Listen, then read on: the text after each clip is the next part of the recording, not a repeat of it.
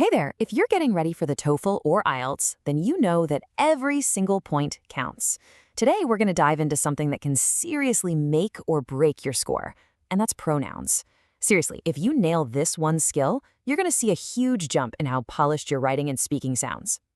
So let's just get right to it. Have you ever wondered if pronouns are secretly costing you points on your exam?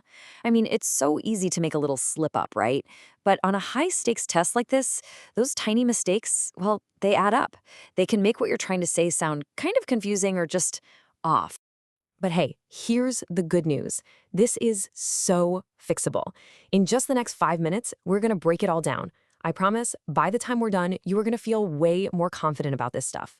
Okay, so let's start at square one. What even is a pronoun? Well, it's basically just a shortcut.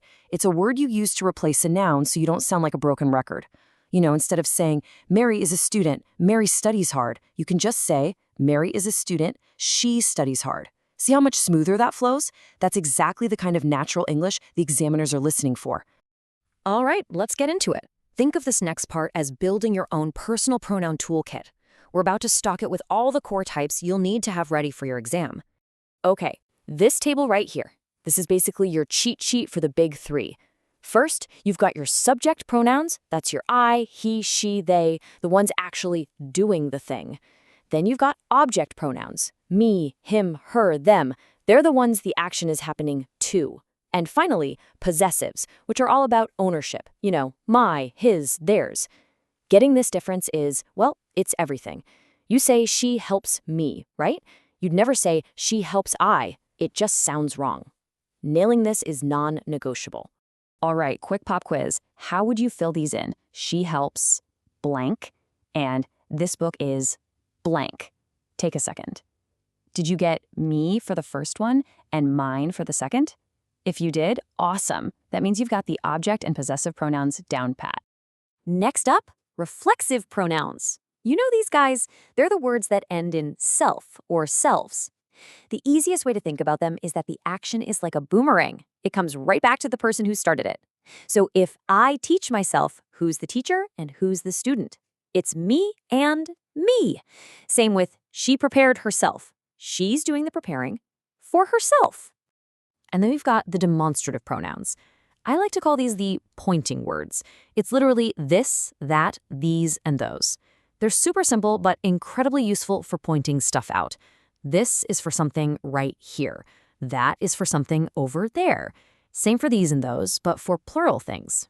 Easy peasy. All right, you're doing great. Let's do one more quick practice.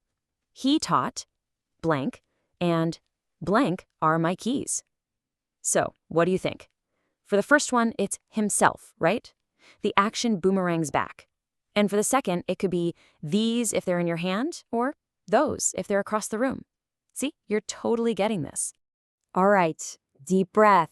If you take away just one thing from our little chat today, I want it to be this. This is the golden rule. This is the thing that's going to save you from the most common, most glaring errors you can make on the test.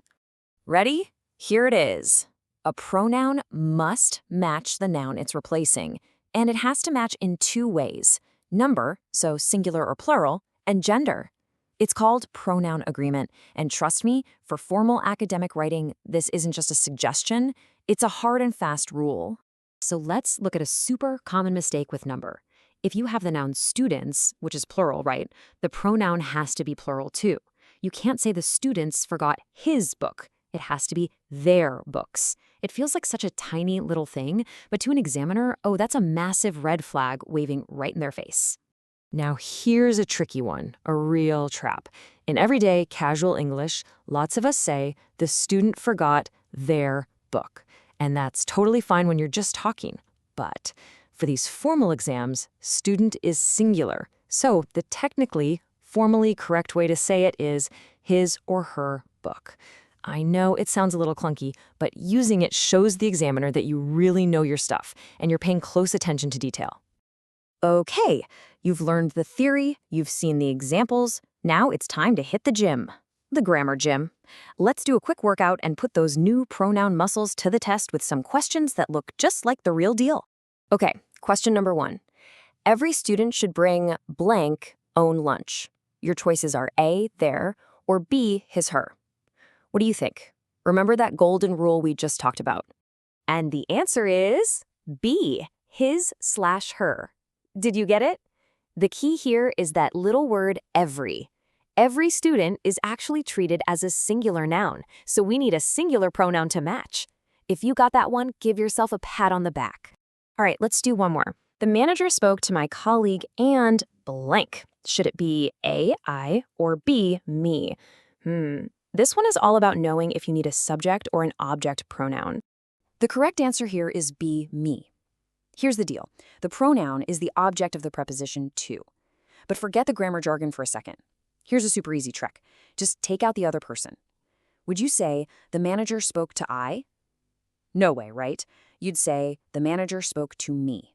And that's how you know me is the right choice. Fantastic work. Seriously. You've got the pronoun types down, you know the golden rule. Now let's wrap this all up into a simple, straightforward game plan that you can actually use when you're sitting in that exam room. So when the clock is ticking and you're feeling the pressure, just run through this mental checklist. 3 simple steps. Step 1, find the noun. What word is the pronoun actually replacing? Step 2, check the number. Is that noun singular or plural? Make sure the pronoun matches. And step 3, check its role. Is it doing the action or is the action happening to it? Subject or object? That's it. 1, 2, 3. Run through that and you'll catch almost any mistake before you even make it. And honestly, that's pretty much the whole shebang. Just by focusing on these key ideas, you've already made a huge leap forward.